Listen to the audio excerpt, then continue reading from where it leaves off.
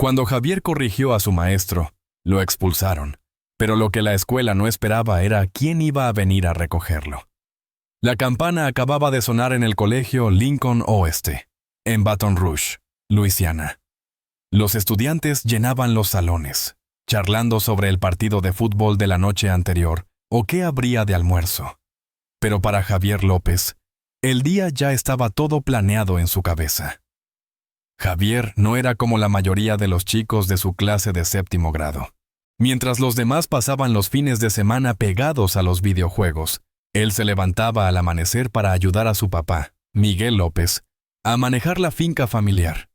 Su terreno se extendía por acres y acres, campos llenos de soja, maíz y hasta unas pocas vacas. Era un trabajo duro, pero a Javier le encantaba. Sabía cosas que los chicos de su edad ni imaginaban. Cómo rotar cultivos, cómo mantener las líneas de riego, incluso cómo saber si venía una tormenta solo por el cambio del viento. Estaba orgulloso de la herencia de su familia. El campo no era solo su oficio, lo llevaban en la sangre. Pero ese día nada de eso importaba cuando se sentó en su pupitre en la clase de ciencias de séptimo del señor Roberto Guzmán. El profesor Guzmán, un hombre alto y fornido de unos 40 y tantos, repartía hojas de trabajo. «Muy bien, clase», empezó ajustándose las gafas. «Hoy vamos a hablar de técnicas agrícolas. Todo lo que necesitan está en sus libros de texto. Síganme mientras revisamos los métodos tradicionales y modernos». Javier echó un vistazo rápido a la hoja y de inmediato vio cosas que no le cuadraban. La parte sobre rotación de suelos estaba desactualizada. El párrafo sobre riego omitía datos clave. Y la idea de que las fincas pequeñas estaban desapareciendo frente a la agricultura corporativa no era del todo cierta. Su familia era la prueba viva de eso. El señor Guzmán seguía hablando, paseándose entre los pupitres. La agricultura ha cambiado muchísimo con los años. Los métodos tradicionales están quedando obsoletos. Las fincas pequeñas apenas sobreviven y las grandes empresas están tomando el control. Antes de continuar, me gustaría saber, ¿de qué país están viendo este video? Escriban en los comentarios y veamos qué país es el más activo. Javier levantó la mano. Eso no es del todo cierto.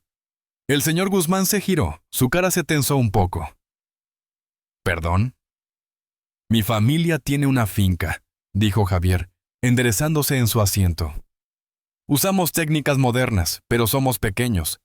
Y la rotación de cultivos no está pasada de moda. Es más importante ahora por el desgaste del suelo. Algunos chicos lo miraron, unos con risitas, otros susurrando. El señor Guzmán soltó una carcajada corta. Javier, aprecio tu comentario, pero creo que voy a confiar en los expertos que escribieron el libro. Pero el libro está equivocado, insistió Javier. Usamos agricultura de precisión, drones, sensores de suelo, tractores con GPS. Las fincas pequeñas no solo sobreviven, están innovando. El salón se quedó en silencio. El señor Guzmán dejó el libro en su escritorio y cruzó los brazos. Javier, esta clase sigue un plan. Si tienes dudas, podemos hablarlo después. Javier apretó la mandíbula. Pero nos está enseñando cosas que no son verdad. Algunos chicos soltaron risitas por lo bajo. La cara del señor Guzmán se oscureció. Basta ya. Toma tu hoja y haz el trabajo. Javier no se rindió. Entonces, ¿qué? ¿Tenemos que copiar respuestas falsas? La tensión en el aire se puso espesa. La voz del señor Guzmán bajó, fría y cortante. Estás siendo un problema. Si no puedes respetar esta clase, te vas. Javier lo miró fijo, el corazón le latía fuerte. Solo digo la verdad. Eso fue todo. ¡A la oficina! ¡Ahora!, soltó el señor Guzmán, señalando la puerta. Hubo algunos jadeos entre los alumnos. Javier cerró los puños, agarró su mochila y se levantó. Las miradas le quemaban la espalda mientras salía, el pecho apretado de frustración. Pero no tenía idea de que esto era solo el comienzo. Caminó por el pasillo, sus zapatillas chirriando contra el suelo brillante. El aire estaba cargado de enojo y desconcierto. Javier no era de los que arman líos. No era ruidoso ni grosero. Solo se negaba a dejar que le dijeran que su realidad, lo que su familia había construido con sudor, no existía. Al llegar a la oficina, la secretaria, la señora Clara, una mujer de mediana edad con rizos apretados y mirada filosa, apenas levantó la vista. «El señor Guzmán ya llamó», dijo, señalando una silla cerca de la puerta del director. «Siéntate». Javier se dejó caer en la silla, la pierna temblándole de nervios. Unos minutos después, la puerta crujió al abrirse y el director, don Ernesto Vargas, un hombre canoso con arrugas marcadas, le hizo señas para que entrara. La oficina olía a libros viejos y limpiador de limón. El director se recostó en su silla, frotándose las sienes. «Javier», empezó con voz cansada. «¿Qué pasa?» Javier se enderezó. «Corregí al señor Guzmán en clase y dijo que estaba haciendo un problema». El director Vargas suspiró. «¿Levantaste la voz?» «No». «¿Discutiste después de que te dijo que pararas?» «Solo le dije que el libro estaba equivocado», respondió Javier, firme. «Porque lo está. Mi familia trabaja en una finca y nosotros...» Vargas levantó una mano. «Mira, no digo que estés mal, pero en clase tienes que respetar la autoridad del maestro». Javier apretó la mandíbula más fuerte. «¿Aunque diga cosas falsas?» El director dudó. «Hay un momento y lugar para esas charlas, tal vez después de clase». Javier negó con la cabeza. «No iba a escucharme, se rió de mí». Vargas suspiró otra vez, más pesado. «Javier, no creo que el señor Guzmán quisiera faltarte el respeto, pero sintió que interrumpiste la clase. Ese es el problema aquí». Javier clavó los dedos en sus jeans. «¿Entonces, tengo que quedarme callado y dejar que enseñe mentiras?» Antes de que el director pudiera contestar, la puerta se abrió y entró el señor Guzmán, con la cara tensa y los brazos cruzados sobre el pecho. «Veo que seguimos discutiendo esto», murmuró. El director Vargas miró entre ellos. «Señor Guzmán, me gustaría resolver esto sin castigos fuertes. Javier dice que no fue irrespetuoso. Solo corrigió información equivocada». La cara del señor Guzmán se endureció. «No se trata de si tiene razón o no. Se trata de seguir reglas. Le di una orden y la ignoró». Javier tragó su enojo. No respondió mi pregunta. Solo quería que me callara. El señor Guzmán frunció los labios. «Cuida tu tono, pequeño». El director Vargas se frotó la barbilla. «Señor Guzmán, ¿esto merece una suspensión?» Javier sintió el corazón acelerarse. «¿Suspensión por qué?» Guzmán dudó. Luego dijo: «Creo que necesita una consecuencia firme». Vargas soltó un respiro largo antes de asentir. «Javier, voy a tener que mandarte a casa por hoy. Mañana hablamos de más medidas». El estómago de Javier se hundió. «Eso no es justo».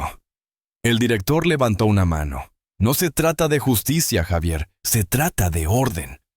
Javier se puso de pie, la silla raspando el suelo, los puños cerrados a los lados, pero sabía que discutir no iba a cambiar nada. La señora Clara llamó a su mamá, y en 20 minutos llegó Lucía López. Su cara era imposible de leer cuando entró a la oficina. Javier conocía esa mirada. No era puro enojo, era algo peor: decepción. Vargas explicó todo, y cuando salieron, el silencio de su madre pesaba más que cualquier palabra. El viaje en carro a casa fue tenso. «¿Me quieres explicar por qué tuve que dejar el trabajo por esto?», preguntó ella al fin. Javier miró por la ventana. «Dije la verdad». Lucía soltó un suspiro lento. «Podías haber dicho la verdad después de clase». Javier negó con la cabeza. «No iba a ti escucharme». Su mamá no discutió más, pero cuando llegaron a la entrada de la finca, su papá ya estaba afuera, brazos cruzados. Miguel era un hombre grande, de hombros anchos y manos ásperas por años de trabajo. No alzaba la voz a menudo, pero cuando lo hacía todos prestaban atención. «¿Qué pasó?», preguntó, con voz firme. Lucía explicó mientras Javier pateaba la tierra. Cuando terminó, Miguel resopló por la nariz. Lo suspendieron por eso. Lucía asintió. Y Vargas dijo que mañana hablarán de más medidas. La mandíbula de Miguel se tensó. ¿Entonces ahora castigan a los chicos por saber más que sus maestros? El pecho de Javier se aligeró un poco. Al menos su papá estaba de su lado. Yo lo arreglo, murmuró Miguel. Pero antes de que entrara a la casa, una voz grave retumbó desde el porche. No, dijo la voz. Yo lo haré. Todos se giraron. Ahí estaba Ezequiel López, el abuelo de Javier, en la puerta. Con su 1,94 m, proyectaba una sombra larga. Su barba plateada bien recortada, vestido con jeans oscuros y una camisa planchada. Parecía un hombre que no gastaba palabras en vano. El estómago de Javier dio un vuelco. Su abuelo no se metía en cosas pequeñas. Si estaba entrando en esto, no era algo menor. Ezequiel hizo crujir sus nudillos, su mirada dura. ¿Quieren mandar a mi nieto a casa como si fuera un delincuente?, dijo. Está bien. Sus labios se curvaron en una sonrisa leve. Pero mañana vamos a mandarles un mensaje. Y para la mañana siguiente, nadie en el colegio Lincoln Oeste olvidaría el nombre de Ezequiel López. Esa noche, Javier apenas durmió. Cada vez que cerraba los ojos, revivía el momento en la oficina del director. La forma en que el señor Guzmán lo miró como si fuera un niñito que no sabía nada, como si su voz no valiera. Pero lo que más se le quedó grabado fue la reacción de su abuelo. Ezequiel López no era de los que se alteran fácil. Había vivido demasiado, visto demasiado.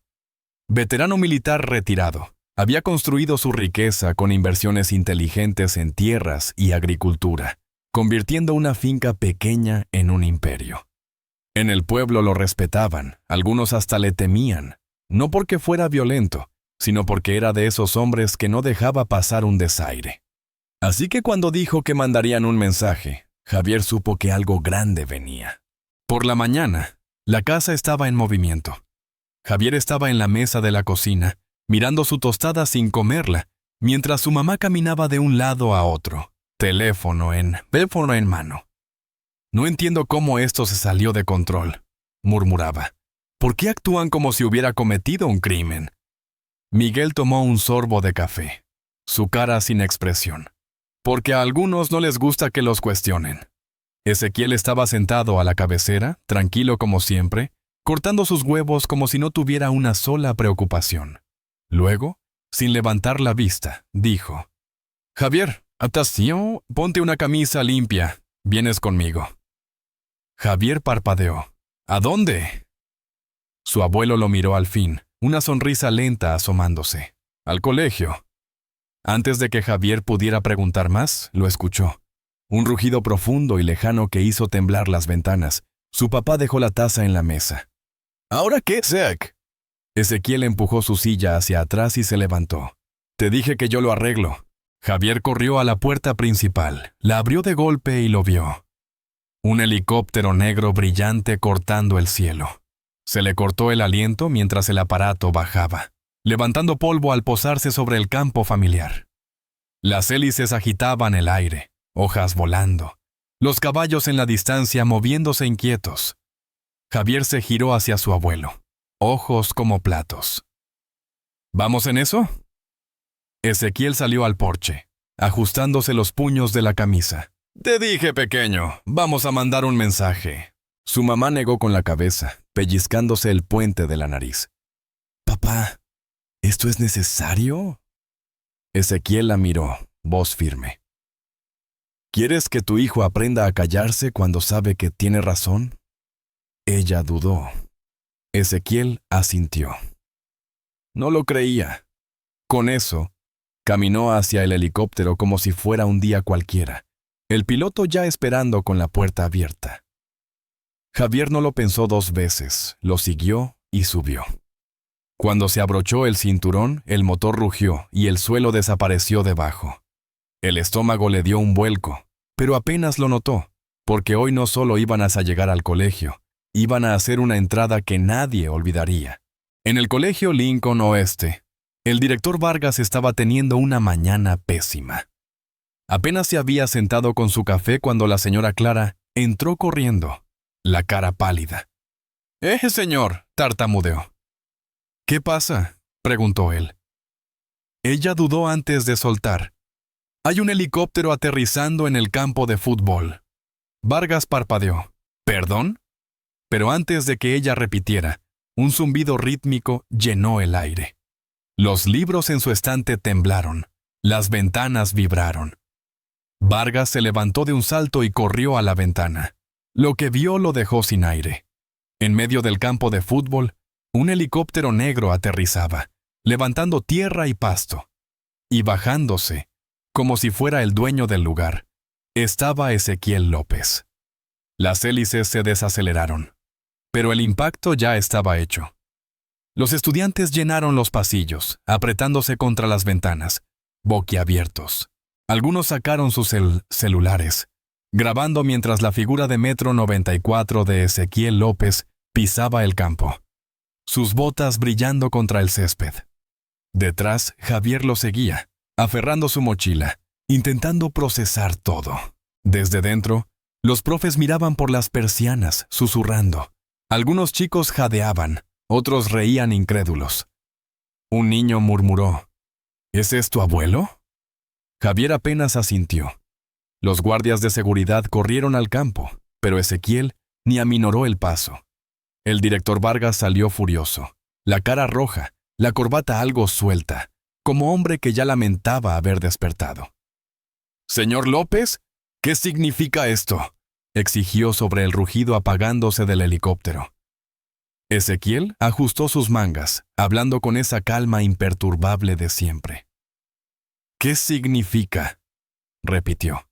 «Significa que a mi nieto lo echaron de esta escuela por saber más que quien le enseña, y eso no me parece bien». Vargas se pasó una mano por la cara, claramente descolocado. «Mire, entiendo que esté molesto». ¿Molesto? Ezequiel soltó una risita. «Hijo, yo no me molesto, yo busco respuestas». Javier miraba, atónito, mientras su abuelo pasaba de largo al director hacia la entrada principal, como si el lugar le perteneciera. Los guardias miraron a Vargas esperando órdenes, pero él dudó. Había algo en Ezequiel que hacía que la gente lo pensara dos veces. ¿Poder? ¿Autoridad? Un hombre que no necesitaba gritar para que lo oyeran. «¡Señor López!», lo llamó Vargas, trotando para alcanzarlo. «No puede entrar así sin aviso». Ezequiel se detuvo justo antes de las puertas y giró, su mirada afilada. «Sin aviso», dijo. «Su escuela no tuvo problema en echar a mi nieto sin una charla justa, así que esto es mi manera de avisar que quiero una». Javier se mordió el cachete por dentro. Su abuelo no gritaba, no hacía falta. Cada palabra caía con más peso por eso. Vargas resopló por la nariz. «Bien, podemos hablar, pero este espectáculo», señaló al helicóptero, «es innecesario». Ezequiel sonrió. «Ahí es donde no estamos de acuerdo». Para entonces, todo el colegio miraba, desde las ventanas del segundo piso hasta las puertas del comedor. Estudiantes y personal espiaban, susurrando, texteando, grabando, y así. El director no tuvo más remedio que dejarlos entrar, porque Ezequiel López ya no estaba pidiendo permiso. Dentro, la oficina principal se sentía más chica de lo normal. Javier se sentó al lado de su abuelo frente al escritorio del director Vargas. Enfrente, el señor Guzmán estaba cerca de los archivadores, brazos cruzados. Ezequiel se recostó en su silla, tamborileando el apoyabrazos con un dedo. «Quiero oírlo de él», dijo, señalando a Guzmán. «Dime por qué echaste a mi nieto de clase». Guzmán se enderezó. «Señor López, no es personal. Javier estaba interrumpiendo la clase.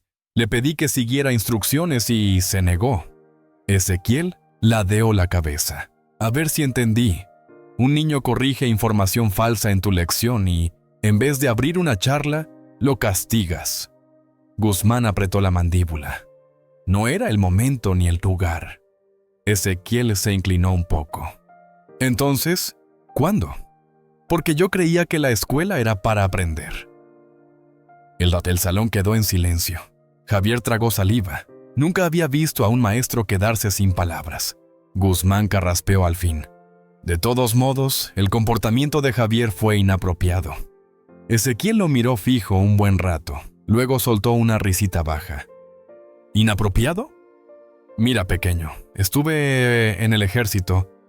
Sé lo que es inapropiado y un niño corrigiendo a un maestro no lo es. El director Vargas carraspeó, incómodo. Señor López, ¿podemos hablar esto con calma? Oh, estoy calmado, interrumpió Ezequiel. Por eso vine aquí primero en vez de ir al consejo escolar, a las noticias locales o... Miró a Javier. A las redes sociales. Vargas se estremeció, porque sabía que si esto se hacía público, no sería solo sobre Javier. Y Ezequiel no estaba jugando. Esto no era una visita, era una advertencia. La sala parecía achicarse. Ezequiel se recostó, una pierna sobre la otra, totalmente relajado. Javier, en cambio, estaba tieso, los puños cerrados en su regazo. Enfrente, Guzmán parecía haber tragado algo amargo, y Vargas ajustaba su corbata, inquieto. Ezequiel juntó las manos. Seamos sinceros, señores, esto no es sobre interrupciones, es sobre control. No les gustó que mi nieto los cuestionara, y en vez de manejarlo como educadores, lo manejaron como hombres cuidando su orgullo. Guzmán frunció la nariz. Eso no es... Ezequiel levantó una mano. Cuidado ahora. El peso en su voz lo calló al instante. Luego miró a Vargas. ¿Y tú? Lo dejaste pasar porque era más fácil. No te paraste a pensar si era justo. Vargas se enderezó. Señor López, entiendo sus preocupaciones. No las entiendes, cortó Ezequiel, aún calmado, pero más filoso. Si entendieras, estarías pidiendo disculpas ahora mismo, no tratando de salvar la cara. Vargas abrió la boca, la cerró. Javier miraba, pasmado. Su abuelo no solo hablaba, los estaba desarmando pedazo a pedazo. Guzmán carraspeó. Con todo respeto, tengo un plan que seguir.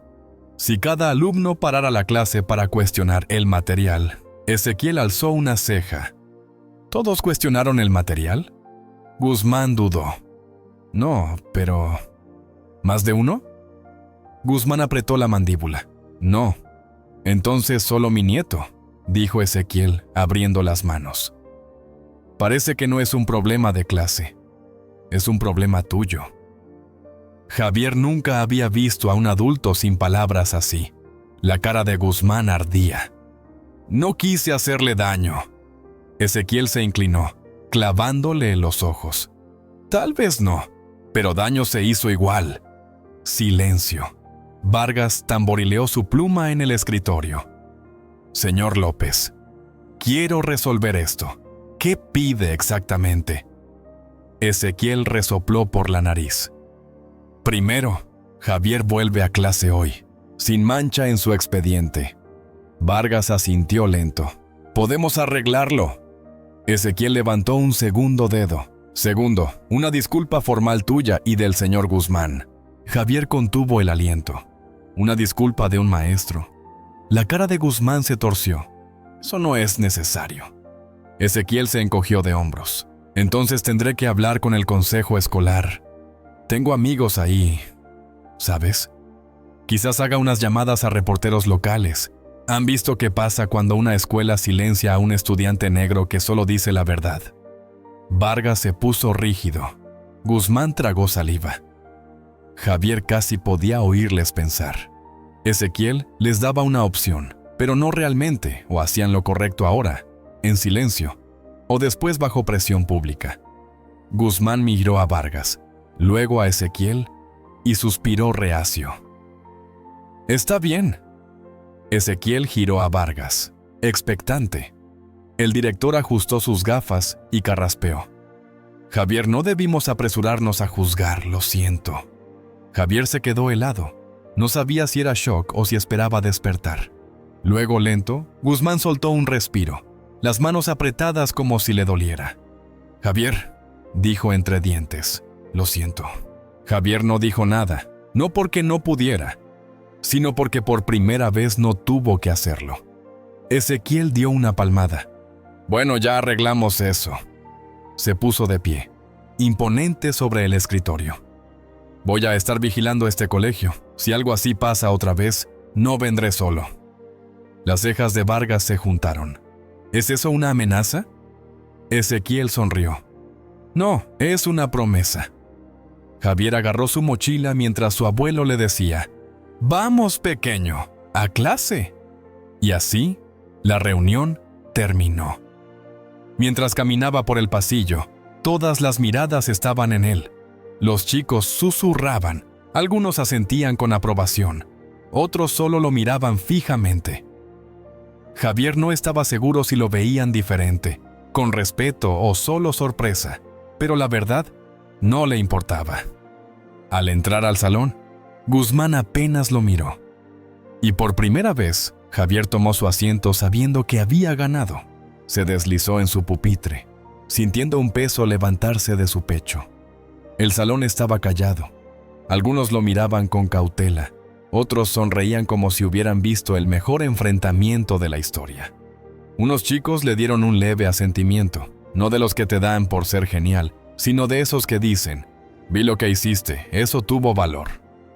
El señor Guzmán estaba al frente, agarrando su libro un poco más fuerte de lo normal. No dijo nada, no reconoció que Javier volviera, pero no hacía falta, porque